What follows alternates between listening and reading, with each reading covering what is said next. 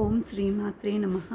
ఈరోజు లలిత సహస్రనామంలో మనం 80, 81, 82 శ్లోకాలు, వాటి యొక్క అర్థాలు, అలాగే వాటి నామాలు అన్నీ వివరంగా తెలుసుకుందాం. లలిత సహస్రనామ పారాయణంలో చాలా విశేషమైన ఫలితం కలుగుతుంది. మీరు కూడా ఈ లలిత సహస్రనామ పారాయణం చేయండి. ఈరోజు వీడియోలో లలిత సహస్రనామంలో 80వ శ్లోకం నేర్చుకుందాం. చితిస్తత్పద లక్ష్యాద చిదేకరసరూపిణి స్వాత్మానందలవీభూత బ్రహ్మాద్యానంద సంతతి. చితిస్తత్పద లక్ష్యాద చిదేకరసరూపిణి స్వాత్మానందలవీభూత బ్రహ్మధ్యానంద సంతతి. చితి అనగా కూర్పు, జ్ఞానబిందు సమీకరణ అని అర్థం. అంటే ఒక చుక్క అని అర్థం మన భాషలో. తత్పద లక్ష్యార్థ అంటే తత్ అనే పదముచే నిర్దేశింపబడు లక్ష్యము యొక్క ప్రయోజనముగా నున్నది అమ్మ అని అర్థం.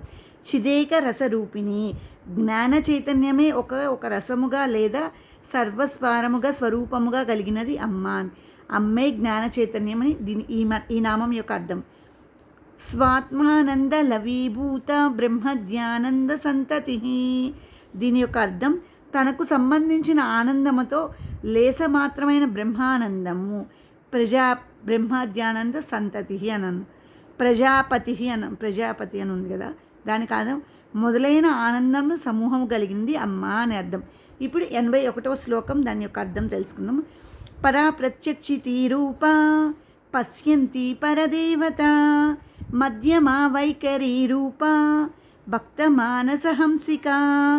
పరా ప్రత్యక్షితి రూప పశ్యంతి పరదేవత మధ్యమా వైఖరి రూప భక్త మానసహంసిక. ఇప్పుడు దీని యొక్క అర్థం తెలుసుకుందాం. పరా అనగా పరాస్థితిలోని వాగ్రూపము అని అర్థం. ప్రత్యక్షితి రూప అనగా స్వరూపము యొక్క జ్ఞానమే స్వరూపముగా కలిగినది అమ్మ అని అర్థం. పశ్యంతి అనగా రెండవ స్థితి వ్యక్తం కాబోయే వాక్కు. పరదేవత అంటే పశ్యంతి వాక్కు యొక్క సూక్ష్మ రూపము అని అర్థం. మధ్యమ అనగా పశ్యంతి వైఖరి వాక్కులకు మధ్య ఉండు స్థితికి సంబంధించిన వాక్కు అమ్మవారిది అని అర్థం. వైఖరి రూప స్పష్టముగా వ్యక్తమైన వాక్కు అని అర్థం. భక్త మానస హంసిక అనగా భక్తుల యొక్క మనసులందు విహరించు ఆడు హంస అని అర్థం. భక్త మానస హంసిక అంటే మన శరీరంలో మన మనసు ఒక రకంగా ఉండే ఆ భక్త ఆడు హంస అంటే అది భక్త మానస హంసిక అనే దానికి అర్థం అది. ఇప్పుడు 82వ శ్లోకం నేర్చుకుందాం. కామేశ్వర ప్రాణనాడి కృతజ్ఞ కామ పూజిత శృంగార రస సంపూర్ణ జయా జాలంధర స్థిత. కామేశ్వర ప్రాణనాడి కృతజ్ఞ కామ పూజిత శృంగార రస సంపూర్ణ జయా జాలంధర స్థిత. ఇప్పుడు దీని యొక్క అర్థం తెలుసుకుందాం. కామేశ్వర ప్రాణనాడి అనగా శివుని ప్రాణనాడి స్వరూపిణి అమ్మ అని అర్థం. కృతజ్ఞ అనగా చేయబడే పనులన్నీ తెలిసింది, అమ్మవారికి చేయబడే పనులన్నీ తెలిసింది. కామ పూజిత కామునిచే పూజింపబడినది అమ్మ.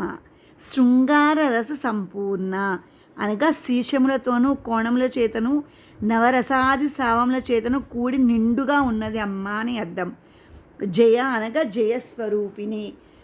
జాలంధర స్థిత అనగా జాలంధర సూచిస్థానము నందును. ఈరోజు మనం లలితా శాస్త్రంలో తర్వాత నామాలైన 80, 81, 82 శ్లోకాలు, అలాగే వాటి యొక్క అర్థాలు తెలుసుకున్నాం. ఈ తర్వాత వీడియోలో మళ్ళీ మనం తర్వాత శ్లోకాలు తెలుసుకుందాం.